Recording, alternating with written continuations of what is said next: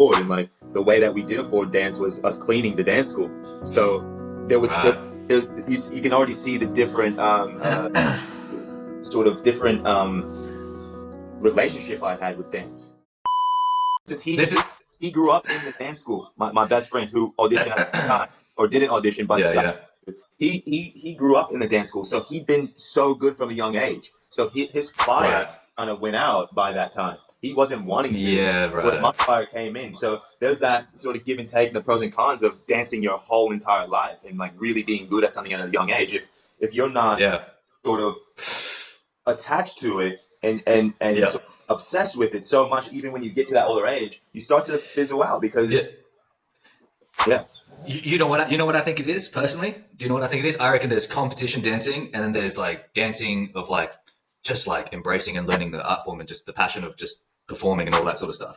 I don't Yeah. know. Do you think you might be have to do that when you get into that competitive like competition mindset? And you said earlier before that you hadn't even done a solo or whatever and things like that. Like I can kind of relate to you, bro. I never grew up competition dancing, and to be honest, I didn't want to compete with my dancing. It was like I did it because I loved it and it was fun, and I felt like competition kind of took that away from it. But I do see the positives in it too, because man, like, you know, fast forward 15 years later, bro, I'm not confident at all as a solo dancer. I've always danced Mhm. backup dancing. You know, I've always had an opposite, bro. I've never been a solo dancer, man. So I look back and I go, had I done competition, I probably would be feel more confident. But do you think it has to do with that, or is that just maybe me? Um, yeah, bro. I think it has to do with him just living in a dance school his whole life. You know what I mean? Like the Right. competition, doing like probably 10 classes a week. You know, whereas I only did probably like Mm, 3 or 4 because that's all my mom could afford. And like the way that we did afford dance was us cleaning the dance school. So there right. there's you can already see the different sort of different relationship I had with dance compared to him. Mm, He was born into it. It was something that he was kind of pushed to do, not that he wanted to do. I got pushed in the beginning, but then I got yeah. to like this is what I want to do. But yeah, I think Mm, because I didn't experience that on stage, you know, like having that on stage presence of you know performing alone or even a duet, you know, or even just being at the yeah. front leading the group. I was Mm, never mm, that, but that progressed. You know, that progressed yeah. through the professionalism. But Yeah. yeah, I would say that's a huge part. Is you know Uh, you can overdo something. You know, it's like how many years is that? It's like 20 years almost that he was dancing since he was like 2 years old. So you know, right, it's right.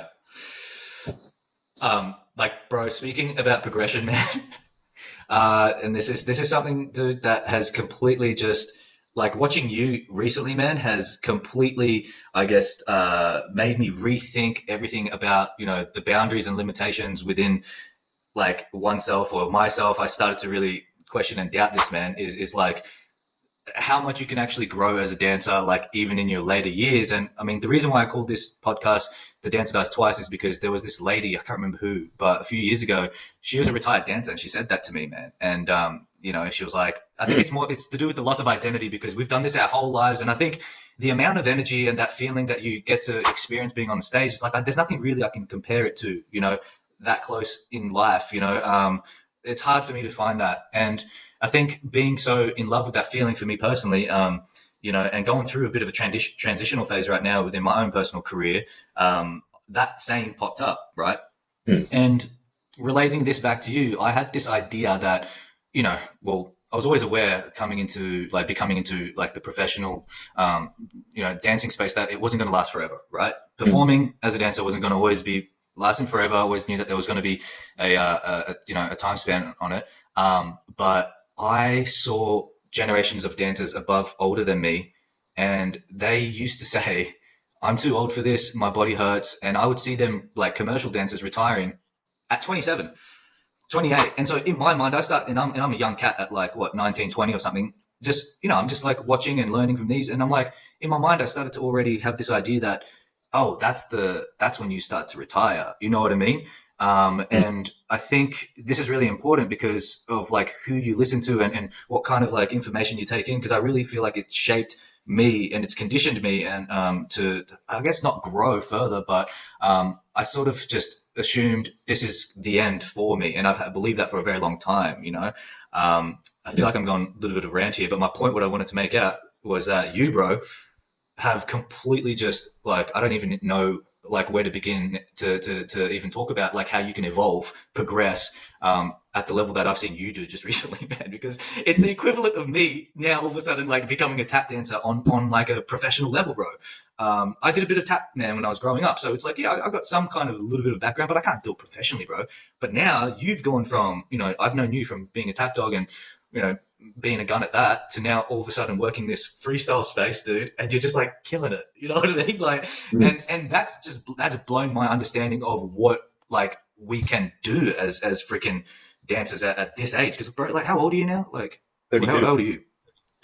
32. Yeah, freaking 32, bro. Like, well, yeah, this has just happened like recent. This has happened recently, man. You know what I mean? Like, and it's not even just like I get it when you get older, you naturally start to lose that. Ooh, I want to be careful with what I say here, but for me personally, I start to lose that and like high hitting dynamic. What do you call it? That exertion of energy. You know what I mean? That you can just like bounce, spring back up, and whatever you want to call it, dynamic energy, whatever that is. And I thought, you know, other areas of my dancing was evolving, and I thought that's what evolves. But dude, your like athleticism and stuff is like on point too. Of like, you know what I'm saying? Of Yeah. yeah, Well, of like dancers that are like in their 20s. So I don't know, bro. Like I feel like I don't know anymore. well, like you said, you identify with who you become, right? And for the longest, I identified with the tap dancer, you know. But Mm. my since I've been probably 17, I was always freestyling in my room, you know. I was that Yeah, style dancer. But like I have old videos you can watch from day one that yeah. that I added in here. But yeah, I wasn't anywhere close to what I am now. But I did that throughout Mm, my touring career, like you know, because after Australia and London, I toured in many different countries up until you know for like 9 to 10 years, and on and off, you know, mm, going in and out of breaks. But that whole time, I was doing my own thing for me in my room, like freestyling. And I was, you know, sharing little videos here and there, but not as much back then because Instagram wasn't what it was. But, you know, mm, I definitely didn't stop freestyling. There were periods where I would have a break, but I was slowly progressing. That's what I was more obsessed with when I was younger was the hip hop aspect, the freestyle aspect.